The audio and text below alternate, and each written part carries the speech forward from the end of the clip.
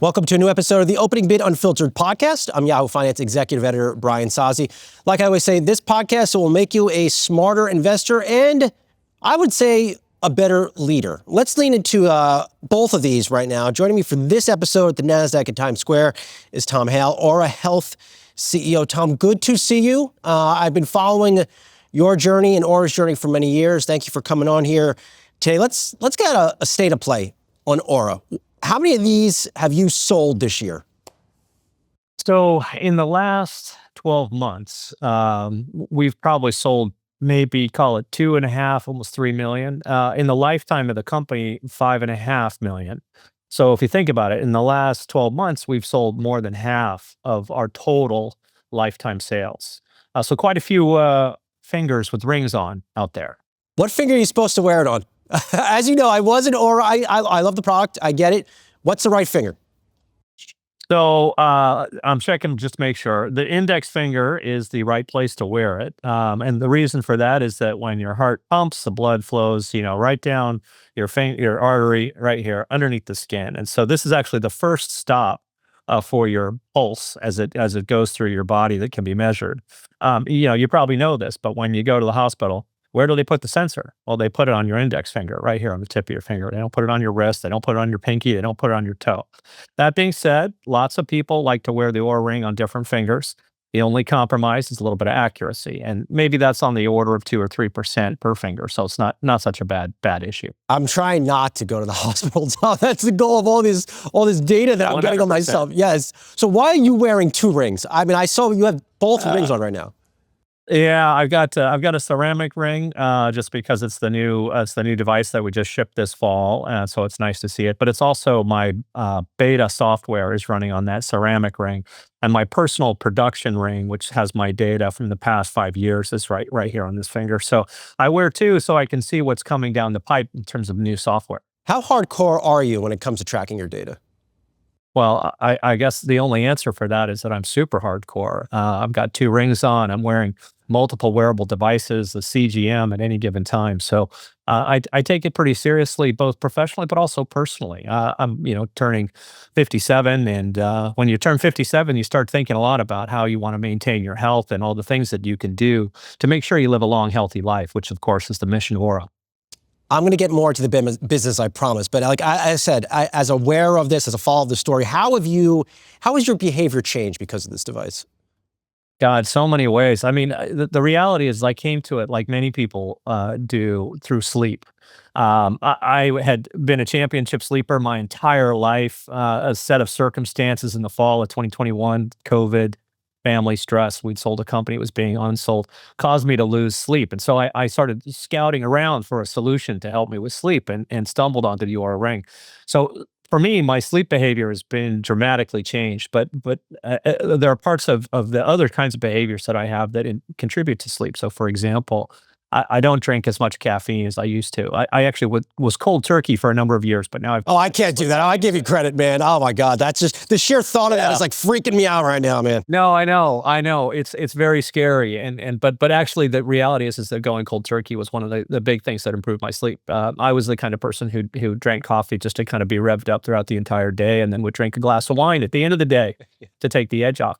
Changing that habit was fundamental. It really improved a lot. I think there's a number of other habits that I've changed. I'm far more proactive in terms of the exercise and movement that I get. We believe that every movement counts. So for me, I'm always somebody who's like given the choice between stairs and elevator. I'll take the stairs. I make sure that I get out of my seat and move around. I think that's classic kind of wearable impact on behavior. But maybe more importantly, and I think this is interesting to note about Oura, we've been focused on metabolic health over the past 12 to 24 months. And one of the things that we've been focused on is helping you understand how various behaviors you have, sleep, activity, obviously what you eat, how that affects your blood sugar. And so I'm wearing a Stelo blood sugar monitor. If you've ever seen one, it comes in a purple box like this. It's attached to your arm and can measure sort of the interstitial fluid in your cells to understand like how much blood sugar you have. For me, what I learned was there were a lot of foods that I felt were really healthy, really like things that I was being virtuous by eating, but it turns out they were actually huge spikes for my blood sugar. And so as a result, I've really changed my diet. And that's shown up in other sort of biomarkers. I mean, obviously it shows up in my health, but something like my A1C, I've managed to reverse the trend of that and bring it down to very manageable. So you're really 45 years old, is what you're saying? Well, actually, I'm 80. Yeah, but I look 57. The Oura Ring works so effectively. But yeah, no, it's a funny thing to think about kind of biological age, because one of the ways of looking at that, and this is something that Oura does as well, is look at your, let's call your arterial stiffness, which is a clinical measure. And the metric that is used for that is called pulse wave velocity, which sounds, like a metric that has to do with sort of the speed at which the blood is flowing through your circulatory system. And so understanding that and seeing that change actually is a really good indicator of kind of the age of or relative age of your arterial system. And basically what you're looking for is flexibility. When the blood pumps, you want your arteries to expand a little bit and absorb the energy of the blood flow. So we have something that we take that pulse wave velocity metric and we translate it to something called cardiovascular age. And cardiovascular age is a comparison, to a sort of a normalized population to let you know if you are either aging faster, not good, or slower than your kind of peer group. And I think that's a really interesting metric. And of course, the thing that we observe with it is that when people get a great cardiovascular age, it's like, -5, then they feel very good and, very inclined to think of themselves as healthy. But when they get something that's even a little bit over, when we say, oh, your cardiovascular age is 2 or 3 years over what it should be, people's behavior changes pretty quickly. And that's because obviously age is the universal marker for mortality. And so if you think about the onset of age being faster than it actually should be based on your birth date, you're going to start to change your behavior as a result. Is there, looking back at your career, I don't know if you've done this, but, I've been doing a lot on my own recently, but looking back in your career, was there a moment or two that set you up for this position? Like, did you ever think you would be at a wearables company that tracks your own health? No, I can't say that I set out at a young age to do that, but I think there are lots of things that contributed to it. I think I've been a wearables wearer more or less since the very first wearables came out. I mean, those of you might remember the Nike Plus Pod that went into your shoe, or the Nike Fuel Band. I remember the Fuel Band. The Fuel Band was so exciting. It was like green. It lit up. It was like, that's all it did. It just lights up. This thing's great. Super. It's interesting. It's just like a red, yellow, green. You got fuel point. Yeah, fuel points. What was it? Fuel points, right? Yeah. That's right. That's right. And so I think I always have had a real interest in that. I've always been somebody who's been interested in data and tracking, and I spent time at SurveyMonkey, which was, of course, a platform for gathering the data about all sorts of people and looking at that across web scale populations and web scale data, which is, kind of analogous to this, which is that there's this huge amount of data that's streaming, off of all these people wearing Oura Rings, and how do you make sense of that? And how do you give them advice to change their behavior? Because changing behavior turns out to be very hard. So it's an interesting challenge intellectually as well. So all those things kind of added up. And I actually recently remembered at a young age, I used to race bicycles. And one of the things that I remember doing is that I would log every ride that I went in terms of like distance and time and cadence and pace and all the things, just as a part of way of showing kind of demonstrable progress. Because of course, if you measure something, you're going to manage it. You're going to have a better sense of whether or not you're progressing or, declining, which is what you're trying to avoid. So I think it's always been in there for me to kind of bring me back to something like Oura. And when I bumped into Oura, and the truth is during that period where I lost sleep, once I put the Oura on and became much more conscious about my habits, I did things like, put the phone down and, don't watch Netflix to get that one last episode in, and really was intentional about my sleep. For me, it was so transformational. My cognition, my mood, my energy, my overall, just literally how I felt every morning transformed. And I realized I've been sleep deprived for most of my adult life. And so for many people, I think when they start to get their sleep habits under control and optimize for sleep, the impact can be transformational. That's got to be a big, I know a lot of CEOs that wear an Oura Ring. They need their sleep. I think it's sleep and also stress. When I talk to CEOs who wear the Oura Ring, and you're right, there's quite a few of them. The CEO of Delta, CEO of Intel, lots of different people, different kind of lives. But mostly what they're trying to do is optimize, for sort of almost like an athletic performance as a CEO. I mean, you think about the travel, the stress, the amounts of kind of people who are asking things of you and demanding things of you. It's a challenging job, and so having something that helps you set your balance and help you understand the status of your body I'll give you just a perfect example. I'm traveling. I've been on a kind of a traveling jaunt of almost 3 weeks now, with a little bit of break for the Thanksgiving holiday. And during that trip, I got something that's called a symptom radar alert. It's basically a little alert that says your body's pretty much under stress. And I've learned that those alerts are pretty good predictors of me getting sick. And so whenever I get one of those alerts, I like immediately change my schedule. I go to the, I stop drinking any alcohol with dinner. I'll have some tea. I'll take a nice nap in the afternoon if I can. I'll just, try and take it a little bit easier to forestall getting sick, because of course, when you got a travel schedule that's as demanding as any CEOs, you want to be able to make your way through it. So we call these folks the corporate athletes, and they're trying to perform at their best. And, Aura is a tool that helps them do it. This is exactly how I think of myself each day, Tom. I may not be technically Corporate athlete, right? Yeah, maybe I do. Like every day, it is a battle. I mean, it's you against you, but also rivals. I mean, you're right on. I think you hit the mark here. And I know Ed Bastian, Delta CEO, he does wear one of these.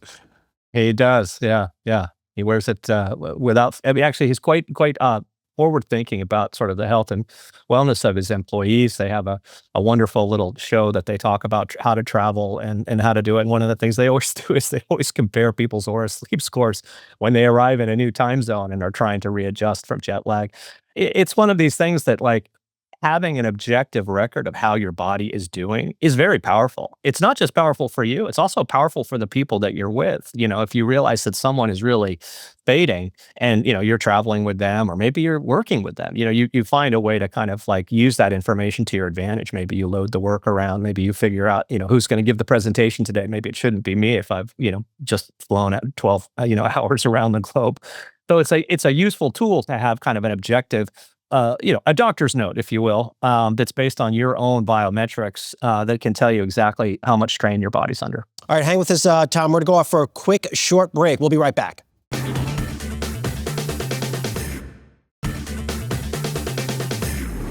All right, welcome back to Opening Bid Unfiltered here at the NASDAQ in Times Square, talking a little bit about your body, about your health with Tom Hale, Oura Health CEO. So, Tom, you mentioned you're on the road the past few weeks. You're a private company. Where have you been spending your time, and where is your focus coming out of the gate next year? Well, so for us, we just did a pretty significant fundraise. We raised $900 million at a $11 billion post-money valuation. And the purpose of that fundraise was to expand internationally, which is our focus for the next 12 to 18 months. We've always been sort of a company that has been focused around the world, but now we're really getting quite aggressive about it, and that means setting up retail operations in different countries. Right now, we're in about 2,000 doors around the world. We want to take that much higher. We want to continue to localize in a lot of different languages. We're localized in almost a dozen languages now, but we want to take that up to almost 20. We're thinking a lot about the partnerships and expansion that we need to do around the globe.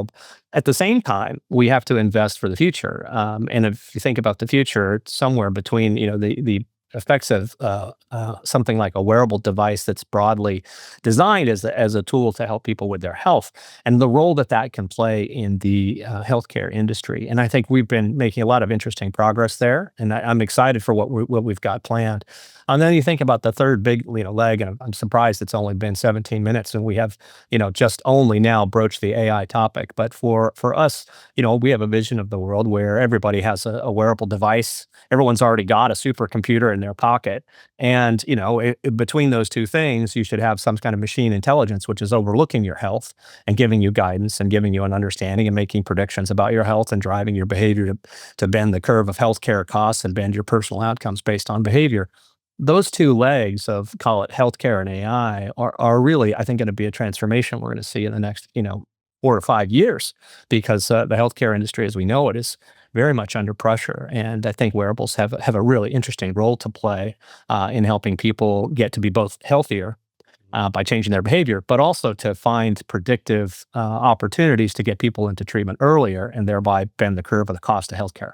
Does the form factor have to change? It's funny. People always think about the form factor, and it's really important to recognize how important it is for us as a company to be measuring from the finger. I talked about when you go into the hospital, and I know you've never been, Brian. So I'm trying so hard not to been go. to a hospital. I'm trying hard. But the next time you go to visit somebody who's not as fortunate as you, take a look at where they put the sensor. They put the sensor on the tip of the finger. The reason for that is that the way these devices measure. Generally, they're sending some kind of signal into the body and then reading kind of the reflections that come back to kind of generate a signal that then the algorithms can interpret. And if you think about it, measuring here on the finger, first of all, you get a very strong signal. As I said, it's on the leading edge of the pulse waveform. Heart, pumps, blood shoots down to the finger. You've got a really strong signal. Plus, you're measuring through a matrix of tissue, which is about 2 millimeters, pretty uniform tissue. So you kind of get a very a high signal to noise ratio. Like you've got a very good, strong signal and very low noise. You contrast that to measuring at the wrist, where what you've got is bone and hair and sinew and, tattoos and discoloration from sun and all these things that can confound the signal. At the same time, one of the sort of secret sauces of Oura is that it measures at night. And so measuring at night is also really important. So the form factor contributes to that in two ways. One is measuring at the finger is intrinsically a stronger signal, but also because the form factor is so small and compact and you barely notice it, it's very easy to go to sleep with it. And it's got a long battery life. And so you know this because you wore one. You don't have to kind of, it's not another digital mouth to feed. You don't have to kind of constantly be charging it to make sure that it's charged at night. You just sort of jump in bed at night and, you can take everything else off, but leave your ring on. And you get this very clean signal. Your body goes through a very repeatable sort of sequence of events, as you fall asleep and stay asleep or wake up and, wake up in the morning. And so that pattern that you go through makes it very easy for the system to look at deltas night over night. And it is that those deltas are the secrets to Aura's prediction. So when we make a prediction about you getting sick, we give you a symptom radar alert based on your temperature, on your heart rate variability, on your resting heart rate, on your respiration. All those things are contributed together, but a very subtle change and deviation from what we would consider to be normal for you is a strong enough signal that we can make a prediction 2 or 3 days in advance that you might be getting sick. And, you're like, oh, I'm not sick. I feel fine. I've been doing great. And then 3 days later, you're on the couch, watching Netflix, surrounded by Kleenex and trying to kind of, gut it out. It's a pretty powerful tool. And again, going back to that kind of corporate athlete, what corporate athlete wouldn't want to know that they were on a trajectory to getting sick? Everybody wants that. I was thinking, how else this ring would be able to benefit my life. Why can't I hold my ring up to a hotel door and enter the door? Why can't I? Wouldn't that be fascinating? Yeah, is that the next frontier for you all to get more use cases out of this ring besides health? Well, health is first of all, it's an enormous surface. We cover sleep, stress, heart health, women's health. One of the kind of core use cases for Oura is helping a woman understand her cycle, when her fertile window is, when she's ovulated. All these very powerful tools around pregnancy, and maybe even helping you understand when you are getting pregnant. That's a whole segment. We've got metabolic health, and all of these sort of surfaces of health. They also have interplay, right? They sort of interact with each other. Like, for example, you might be pregnant and then you might get gestational diabetes, or you might be stressed and that might affect your sleep, or you might have a heart condition that might be intertwined with your metabolic. So there's such a huge surface there for us to work on. That being said, as you point out, there's lots of pretty interesting things you can think about and imagine. If you're wearing a device on your body that you wear 24/7, you never leave the house without it. Well, what do you always take with you whenever you leave the house? Well, generally, you're taking your wallet, your phone, and your keys. And so, if we can eliminate your keys and your wallet, that's a pretty interesting and powerful thing. And again, this device on your finger it's very lightweight. You barely notice it's there. It's with you all the time. There's a lot of pretty interesting use cases around identity and payments for us to explore.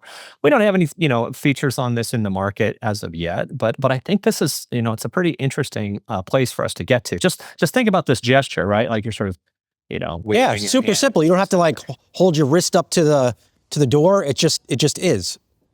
That's right. And I think, again, going back to the device needs to know it's you, right? So this thing is constantly, if it knows that it's me, it's constantly looking at all the biometrics that might, reasonably identify me as a unique human organism that should have privileges to open this hotel room or whatever it is, privileges you might be provided. And it's a pretty interesting world. Now, is that proximate? Are we going to see that in the next couple of quarters? No, not really. But it's a pretty interesting idea to imagine that you've got a marker of your digital identity that's on your body. And as soon as you take it off, it's no longer you. It becomes useless, right? Because it's keyed, if you will, to your particular biometrics and biophysiology. Aura's really broken out. I mean, you mentioned the $900 million capital raise. I mean, valuing the company to $11 billion. That is a big breakout for a wearables company. And you've gotten asked the IPO question before. But let's say that does happen, that moment does happen for the company. What is that pitch to investors? Is it recurring revenue? You need to invest in Oura because we have great recurring revenue. We play in the healthcare space. Is that what it is? It's interesting because the sort of healthcare pitch, if you will, is really an option. The reason why our investors invested is very simple. One, the dynamics of our business are superior to that of most wearable companies, and that, as you pointed out, is because we have a subscription business that's tied to the hardware. That subscription business is not really like a optional add-on. It's just simply how the product is priced, and that gives us a high degree of predictability in our revenue. So that's one factor. The other factor, of course, is that it makes the gross margins for the business more like a software company than a hardware company. That kind of recurring software revenue is something that is quite advantageous when you think about the economics. It allows us to reinvest, in marketing. It allows us to reinvest in product and software development. So those are the two fundamental elements. Then when you think about the TAM, well, the reality is that the TAM for wearables, give or take 200 million wearable devices are sold every year on this planet. That includes, watches and rings and all sorts of, other devices that you might use. Here's the thing. We've probably sold maybe 1% of those this year. And so for us to double the business or triple the business, all we really need to do is to gain share in that overall very large wearable space to the tune of 1 or 2%. And then we're doubling or quadrupling our business. That's really the premise under which people invested, is that they see both the opportunity, the scale of it, and then they see the momentum in our business. I think it was last year, calendar year, we expected to do 500 million. This year, we'll do north of $1 billion in this calendar year. We don't see any signs of abating. And I just think if you think about just the core business that we're in and the properties of it being better margins, large TAM, rapidly growing, we're a kind of N of one company. There are very few companies that are growing 100% on $1 billion of revenue and are profitable. We think we might be it. And so that kind of opportunity is really great, because on top of it, you're getting this option on the idea that the device could be woven into the fabric of the way healthcare is practiced and the way preventative care is delivered around the world. And I think that's call it a business that's maybe even a multiple of the existing business. Lastly, Tom, there's been lots of chatter recently about what OpenAI is working on in terms of hardware. Of course, they bought Jony Ives, who basically helped design the iPhone with Steve Jobs. They bought his company. Unclear what they're exactly working on. I mean, you have Google making great strides with this new Gemini model. Of course, they do wearables too. How do you think about competitors like this? And where do you see the next big thing happening in wearables? Is it more on the data side, like in the user face or the software, or is it the form factor? I've got a couple of different points of view here on this stuff. I think the glasses are going to be really interesting, and that's because it's an alternate surface of display and an alternate interaction. It allows you to sort of, like the earpods that I'm wearing right now, to have kind of an interaction that's purely mediated by voice. And I think that's pretty interesting. But I think where that really ultimately goes to is that you still have the glasses as some kind of accessory to a very, very powerful computing device. And that powerful computing device today is taking the form factor of a phone. It has a screen.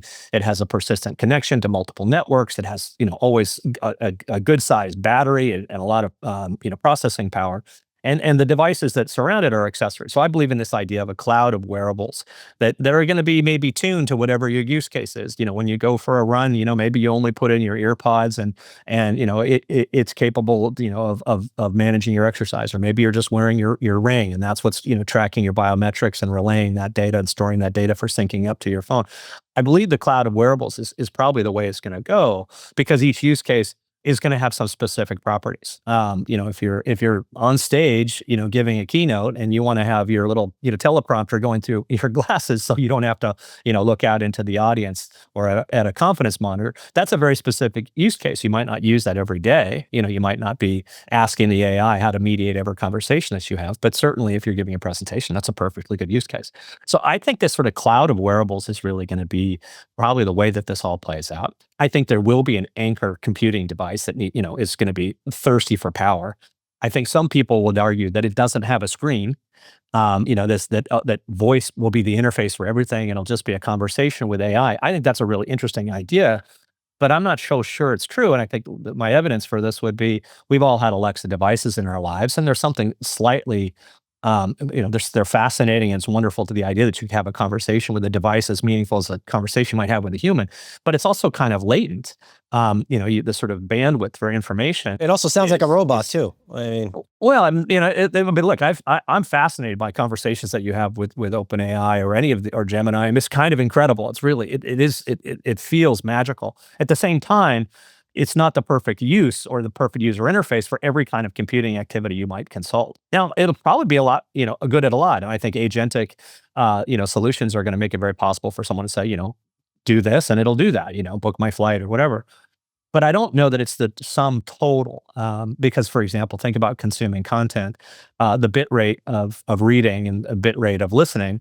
It's almost a factor of 10 in terms of the amount of information that you can convey in a unit of time. So I don't think anything goes away. Just like the phone didn't actually completely replace the laptop, and the laptop didn't completely replace the desktop. It's just another form factor for computing. I think that's where the device goes, and I think that we'll have a cloud of wearables that'll be tuned to whatever your use case is. That's my view. Good stuff here, Tom. I will leave it here by saying you've made a strong case for me to get back onto my Oura Ring. I need to know if my arteries are clogging. I need to understand what is happening internally, because, as you know, I don't like going to the hospital, nor the doctor. Tom, good to see you. Stay healthy. Safe travels, yes, good stuff. Look forward to following your journey. Tom Hale, Oura Health CEO. Good to see you. Take care. Cheers. All right, that's it for the latest episode of Opening Bid Unfiltered here at the NASDAQ in Times Square. Hit us with all those thumbs up on YouTube. Love all the feedback. Listen to us on the podcast platforms. We're there as well. Hit me with those thumbs up as well. It makes me better at doing these interviews. We'll talk to you soon.